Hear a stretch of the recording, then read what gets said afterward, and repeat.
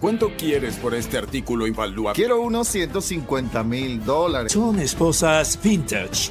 ¿Te gustan este tipo de cosas pervertidas? Soy un poco pervertido. Hablamos de una gran pieza de Star Wars. Es una asombrosa pieza de historia del cine. Usaron esto para hacer las secuencias de la Estrella de la Muerte. Debes pagar $150,000.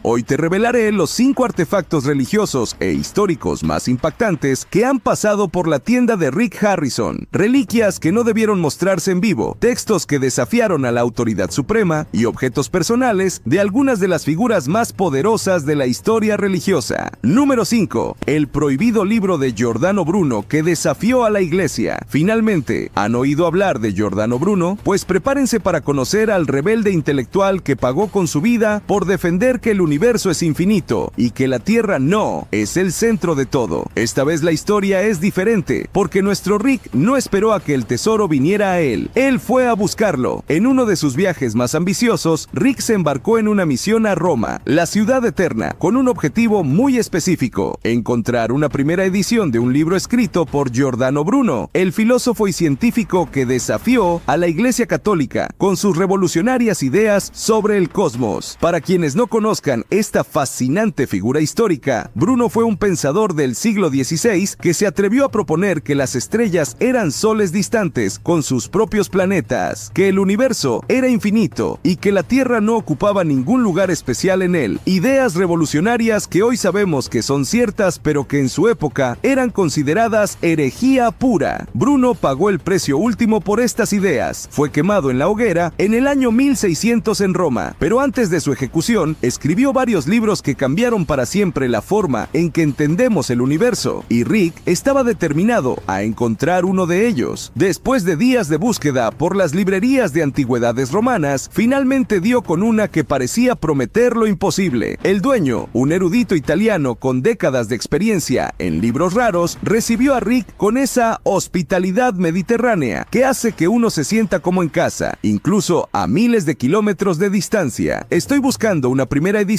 de Giordano Bruno, explicó Rick, sabiendo que estaba pidiendo algo extremadamente raro. La mayoría de los libros de Bruno fueron quemados por la Inquisición y los pocos ejemplares que sobrevivieron son tesoros incalculables, guardados en bibliotecas y colecciones privadas. El librero italiano sonrió enigmáticamente y pidió a Rick que lo siguiera a una habitación trasera. Tengo algo que podría interesarle, dijo con ese tono misterioso que solo los verdaderos guardianes del conocimiento saben emplear. Y allí, en una caja fuerte especial, protegido de la luz y la humedad, estaba lo imposible: una copia impresa en 1587 de uno de los tratados más importantes de Bruno. Vaya momento. Rick, normalmente tan comedido, no pudo evitar que sus ojos se iluminaran como los de un niño. El libro estaba en un estado de conservación sorprendente para su edad, con su encuadernación original y páginas que, aunque amarillentas por el tiempo, estaban intactas y legibles. Es una de las pocas copias que sobrevivieron a la quema de sus obras, explicó el librero con reverencia. Un tesoro no solo por su rareza, sino por las ideas que contiene, ideas que cambiaron nuestra comprensión del cosmos. Y ahora viene la parte que nos dejó a todos sin aliento: el precio. ¿Cuánto cuesta un libro que sobrevivió a la censura de la Inquisición, escrito por un mártir de la ciencia y con más de 400 años de antigüedad? El librero, después de una pausa dramática, anunció $100,000. $100,000, una cantidad que haría pensárselo 2 veces a cualquiera, pero Rick sabía que estaba ante una oportunidad única en la vida, así que comenzó lo que sería una de las negociaciones más intensas de su carrera. Después de horas de discusión apasionada, intercambio de conocimientos históricos y alguna que otra copa de vino italiano, finalmente llegaron a un acuerdo: $100,000 exactos, ni un centavo menos, por lo que el librero consideraba un tesoro de la humanidad. Mientras Rick regresaba a Estados Unidos con su preciada adquisición, debidamente asegurada y protegida, no podía evitar sentir que había logrado algo más que una simple compra. Había rescatado un fragmento de la historia del pensamiento humano, un testimonio de la valentía intelectual de un hombre que dio su vida por defender lo que creía. Número 4. La revolucionaria hoja de la Biblia de Gutenberg. ¿Alguna vez han soñado con tocar un fragmento del primer libro importante impreso en Occidente? Un día que pasaría a la historia de nuestra tienda, entró un vendedor con algo protegido entre láminas de conservación. Tengo una hoja original de la Biblia de Gutenberg, anunció con una mezcla de orgullo y reverencia. ¡Boom! La bomba había caído. Para quienes no lo sepan, la Biblia de Gutenberg es el santo grial de los libros impresos, el primer libro importante producido con tipos móviles alrededor de 1455, un invento que cambió el mundo tanto como Internet en nuestra época. El vendedor nos contó una historia fascinante sobre su hoja. En la década de 1920, un comerciante de libros llamado Gabriel Wells adquirió una copia incompleta de la Biblia de Gutenberg y tomó una decisión controvertida pero brillante. Dividió el libro en páginas individuales y las vendió junto con ensayos bibliográficos, permitiendo que más personas pudieran poseer un pedazo de esta obra maestra. Vaya visión de negocios. La hoja que tenía frente a nosotros era impresionante, impresa por ambas caras en un papel fino importado de Italia, con decoraciones a mano en rojo y azul para imitar la apariencia de un manuscrito medieval. Cada detalle gritaba: "Soy un tesoro histórico". El vendedor nos explicó que esta página en particular provenía del segundo libro de Crónicas en el Antiguo Testamento, describiendo la purificación del templo en Jerusalén, historia religiosa e historia de la imprenta en un solo objeto. El precio que pedía era astronómico, $65,000, una cantidad que haría temblar a cualquier comprador, incluso en una tienda como la nuestra, acostumbrada a objetos valiosos. Justifica su valor por su relevancia histórica y rareza, argumentó el vendedor, y siendo sinceros, era difícil rebatir ese punto. Como pueden imaginar, para una compra de esta magnitud, necesitábamos la opinión de una experta. Llamamos a Rebeca, nuestra especialista en libros antiguos, quien acudió inmediatamente al saber que estábamos frente a una hoja de la Biblia de Gutenberg. Su entusiasmo era tan contagioso que todos nos sentimos como niños en Navidad. Rebeca comenzó a examinar la hoja con un cuidado extremo, usando guantes y herramientas especiales. Verificó la estructura del papel, la tipografía, las marcas de agua, cada minúsculo detalle que pudiera confirmar su autenticidad. El silencio en la tienda era tan intenso que casi podíamos escuchar los latidos de nuestros corazones. Y entonces llegó el momento de la verdad. Es absolutamente auténtica, confirmó Rebeca con una seguridad que solo los verdaderos expertos pueden tener. El precio de mercado de esta hoja está alrededor de $80,000. $80,000, incluso más de lo que pedía el vendedor. Todos intercambiamos miradas de asombro. Estábamos frente a uno de los objetos más valiosos que jamás habían pasado por nuestra tienda. La negociación que siguió fue una de las más intensas que hemos presenciado. El dueño de la tienda ofreció inicialmente $40,000, argumentando los costos de mantener un objeto tan valioso y el tiempo que podría llevar a encontrar el comprador adecuado. El vendedor, comprensiblemente, rechazó esta oferta. Después de varias propuestas y contrapropuestas que nos tuvieron a todos al borde de nuestros asientos, finalmente llegaron a un acuerdo: $47,000, una cantidad impresionante pero justificada para un objeto de semejante importancia histórica. Mientras veíamos al vendedor marcharse con un cheque que cambiaría su vida, todos sentíamos que habíamos sido parte de algo extraordinario. La tienda de Rick acababa de adquirir un fragmento del libro que revolucionó la difusión del conocimiento en Occidente, un objeto que había sobrevivido 5 siglos y ahora formaba parte de su colección. Número 3. El misterioso anillo de cardenal del siglo XIX. Un día, como cualquier otro en la tienda, entró un tipo con una pequeña caja aterciopelada en sus manos. Tengo un anillo del siglo XIX que perteneció a un cardenal católico, anunció con una confianza que habría impresionado al mismísimo Papa, y como si eso fuera poco, estaba pidiendo $6,000 por esta joya religiosa. El anillo era verdaderamente impresionante a primera vista, elaboradamente trabajado con una piedra central de color naranja rodeada de lo que parecían ser esmeraldas. Pero lo que hizo que todos prestáramos atención fue cuando mencionó el nombre del fabricante. Fue hecho por Froment Meurice. ¿Y saben quién es ese? Solo uno de los joyeros más famosos del siglo XIX, cuyas obras están expuestas en el mismísimo Louvre. ¡Vaya bombazo! Ya lo hice evaluar por un gemólogo, continuó el vendedor, quien confirmó que es una pieza religiosa. Sus ojos brillaban con la certeza de quien cree tener un tesoro entre manos. Pero como siempre decimos en nuestro programa, la historia y el valor a menudo se esconden en los pequeños detalles. Rick, con esa cautela que lo caracteriza, decidió llamar a un experto en historia del condado de Clark. Mientras esperábamos, el vendedor seguía compartiendo su investigación investigación sobre los anillos cardenalicios y cómo este podría haber pertenecido a algún príncipe de la iglesia durante el turbulento siglo XIX. El experto llegó y comenzó a examinar el anillo con una minuciosidad que habría hecho enorgullecer a Sherlock Holmes. Todos contuvimos la respiración mientras estudiaba cada detalle. Y entonces llegó el momento de la verdad. Los anillos oficiales de los cardenales, explicó el experto, deberían tener simbología papal como las llaves cruzadas de San Pedro. Miró detenidamente el anillo y soltó la bomba que nadie esperaba. Este anillo no es un anillo oficial de un cardenal, obispo o cualquier otra autoridad eclesiástica. Menudo jarro de agua fría para nuestro vendedor. Su cara pasó del entusiasmo a la decepción en cuestión de segundos, pero la historia no terminaba ahí. Decidimos analizar las piedras del anillo. El joyero de la tienda confirmó que la piedra central era un granate gesonita de color naranja y las otras eran efectivamente esmeraldas. Podría fabricar un anillo similar por menos de $1,000, añadió, dándonos una perspectiva realista del valor material de la pieza. Basándose en toda esta información, Rick ofreció $1,500, explicando que aunque era una pieza bonita y antigua, no tenía el valor histórico de ser un anillo cardenalicio oficial, ni era un diseño particularmente elaborado dentro de la obra del famoso joyero. El vendedor, mostrando habilidades de negociación sorprendentes, logró subir la oferta a $2,000. Finalmente aceptó, aunque era mucho menos de lo que esperaba inicialmente. Es mejor tener $2,000 en la mano que quedarse con el anillo, comentó filosóficamente mientras se marchaba. Número 2. La increíble Biblia de Ginebra de 1583 que sobrevivió a la persecución. ¿Pueden imaginar un libro tan peligroso que poseerlo podría costarles la vida? Pues eso es exactamente lo que entró por esa puerta. Un día, como cualquier otro, un vendedor llamado Adam llegó a la tienda cargando con mucho cuidado lo que parecía ser un libro antiguo. Es una Biblia de Ginebra de 1583, anunció con un orgullo evidente en su voz. Para quienes no lo sepan, esta no era una Biblia cualquiera, o no, era una de las primeras traducciones al inglés de la Biblia, y además completamente prohibida en Inglaterra en su época. Adam pidió $1,600 por este tesoro histórico, explicando cómo esta Biblia había sido traducida por protestantes exiliados en Suiza. ¿Y por qué estaban exiliados? Porque la reina María I de Inglaterra, apodada Bloody Mary, y no por el cóctel, amigos, estaba persiguiendo y ejecutando protestantes a diestra y siniestra. Esta Biblia era prácticamente un acto de rebeldía en forma de libro. Cory, quien estaba atendiendo ese día, escuchaba fascinado mientras Adam explicaba cómo estas Biblias eran contrabandeadas a Inglaterra a través de redes clandestinas. Es la primera Biblia accesible en inglés, añadió, traducida directamente del hebreo, arameo y griego. Vaya importancia histórica. Es como el equivalente religioso de un manifiesto revolucionario. Lo que hacía esta Biblia aún más especial era que se trataba de la misma versión que Shakespeare utilizó. Sí, el mismísimo Shakespeare. Su influencia en el desarrollo del idioma inglés fue inmensa, comparable quizás solo con la del propio bardo. Pero como siempre decimos en nuestro programa, la historia es importante, pero el estado de conservación lo es todo en el mundo del coleccionismo. Y aquí es donde esta historia toma un giro inesperado. Cory, mostrando ese ojo experto que lo caracteriza, notó algunos problemas en la Biblia. La encuadernación parecía haber sido reparada, y no precisamente por un profesional, como si alguien hubiera intentado una operación a corazón abierto con un manual de instrucciones de IKEA. Para estar seguros, decidió llamar a Rebecca, nuestra experta en libros antiguos. Rebecca llegó y comenzó a examinar el libro con esa delicadeza que solo los verdaderos bibliófilos poseen. Pasaba las páginas con cuidado reverencial, estudiando el papel, la tipografía, las anotaciones en los márgenes. Todos esperábamos su veredicto con el corazón en un puño. Es auténtica, confirmó para alivio de todos. Pero, y aquí viene ese pero que siempre tememos, hay muchos problemas de conservación. Procedió a señalar diversos deterioros, incluyendo ese trabajo de reparación que parecía hecho por un aficionado entusiasta, pero sin experiencia. Rebecca valoró la Biblia en aproximadamente $1,500, un precio que sorprendentemente se acercaba a lo que Adam pedía. Sin embargo, añadió algo que cayó como una bomba. No la recomendaría como compra. Explicó que los problemas de conservación harían muy difícil revenderla con beneficio y que restaurarla adecuadamente podría costar más que su valor actual. Y aquí viene la parte que nadie esperaba. Por primera vez en la historia del programa, o al menos eso le pareció a Adam, Cory rechazó completamente la compra. No ofreció $800 $200, ni $500, ni siquiera $100. Simplemente dijo: lo siento, pero no puedo hacer una oferta por esta Biblia. La cara de Adam era un poema. Parecía que acabara de presenciar uno de los milagros descritos en el libro que sostenía. ¿Es la primera vez que rechazan algo por completo?, preguntó, entre sorprendido y decepcionado. Como siempre decimos en nuestro programa, a veces el mejor negocio es el que no haces. Número 1. Las misteriosas zapatillas y gorra papal de León XIII. Lo que van a ver a continuación es algo que ocurre una vez en la vida. ¿Pueden imaginar tener en sus manos algo que fue usado por un papa? Esta historia los dejará boquiabiertos. Un día, aparentemente normal, en la casa de empeño, un hombre entró cargando una pequeña maleta que trataba como si contuviera los secretos del Vaticano. Tengo unas zapatillas papales, una gorra y unas medias que pertenecieron al Papa León XIII, anunció con una solemnidad que instantáneamente captó nuestra atención. Para quienes no lo sepan, León XIII fue Papa de 1878 a 1903. Estábamos hablando de prendas con más de 100 años de antigüedad. La historia de cómo este hombre había adquirido estos objetos era tan fascinante como las prendas mismas. Los heredé hace 20 años cuando ayudaba a limpiar los armarios de mi tía, quien era monja, explicó. Encontré estos artículos en una pequeña maleta. Vaya descubrimiento. Imaginen estar limpiando un armario y encontrar de repente las zapatillas de un papa. Rick y el equipo estaban visiblemente impresionados mientras el vendedor desplegaba los objetos sobre el mostrador. Las zapatillas eran de un rojo intenso, finamente bordadas con hilos dorados. La gorra, conocida como suqueto, también presentaba un trabajo artesanal exquisito. Incluso había un par de medias papales, algo que raramente se ve fuera de los museos vaticanos. El vendedor continuó explicando la importancia de León XIII, un papa que promovió la coexistencia entre ciencia y religión, enfrentó desafíos políticos en Italia y fue el primer papa en ser filmado y grabado en audio, prácticamente un papa revolucionario para su época. Pero como siempre decimos en nuestro programa, la autenticidad es el santo grial del coleccionismo. Rick, mostrando esa prudencia que lo caracteriza, decidió llamar a un experto en antigüedades religiosas para verificar si estábamos realmente ante prendas usadas por un sumo pontífice o simplemente ante réplicas bien elaboradas. El experto llegó y comenzó a examinar los artículos con un respeto reverencial. Sus manos, enfundadas en guantes de algodón, tocaban las prendas como si estuviera manipulando reliquias sagradas. Y de cierta manera, si eran auténticas, eso es exactamente lo que eran. Las zapatillas tienen el diseño correcto, confirmó el especialista. Suela de cuero, interior de raso y bordados dorados a mano. Todos conteníamos la respiración mientras continuaba su análisis. La seda se ha degradado debido a los tratamientos con sales metálicas usados en esa época, añadió, lo cual es consistente con las técnicas de fabricación del siglo XIX. Parecía que todo apuntaba a la autenticidad de las prendas, pero entonces llegó el momento que todos temíamos. Aunque los materiales y la confección coinciden con la época, dijo el experto, no puedo confirmar con certeza absoluta que hayan pertenecido específicamente al Papa León XIII. Estimó una probabilidad del 75%, lo cual era impresionante, pero no concluyente. La cara de Rick fue un poema de frustración. Sin una prueba definitiva, explicó, es imposible vender estos objetos garantizando que pertenecieron a León XIII. Y en el mundo del coleccionismo de alto nivel, la procedencia lo es todo. Y aquí viene la decisión que sorprendió a todos. Rick decidió no comprar las prendas. A pesar de lo fascinantes e históricamente significativas que eran, el riesgo de no poder revenderlas con garantía de autenticidad era demasiado grande. El vendedor, aunque visiblemente decepcionado, tomó la noticia con dignidad. Al menos he aprendido más sobre mi herencia, comentó filosóficamente mientras guardaba las prendas de nuevo en su maleta. Quizás algún día encuentre a alguien que pueda confirmar su autenticidad con mayor certeza. En el mundo de las antigüedades religiosas, la fe no es suficiente, se necesitan pruebas. Esta historia nos recuerda que a veces incluso los objetos más fascinantes pueden permanecer envueltos en el misterio. ¿Cuál de estos increíbles tesoros religiosos e históricos les ha parecido más fascinante? Déjenlo en los comentarios y no olviden suscribirse para más historias asombrosas de la Casa de Empeño. Recuerden que la historia siempre tiene un precio y a veces ese precio nos sorprende a todos. Y si les apasionan estos tesoros del pasado, no pueden perderse nuestro próximo video, 5 armas históricas que cambiaron el curso de Pawn Stars, donde descubrirán desde la legendaria espada samurái de un shogun hasta un revólver que perteneció a un famoso forajido del oeste americano. La número 3 fue vendida por solo $200 y resultó valer más de $1 millón.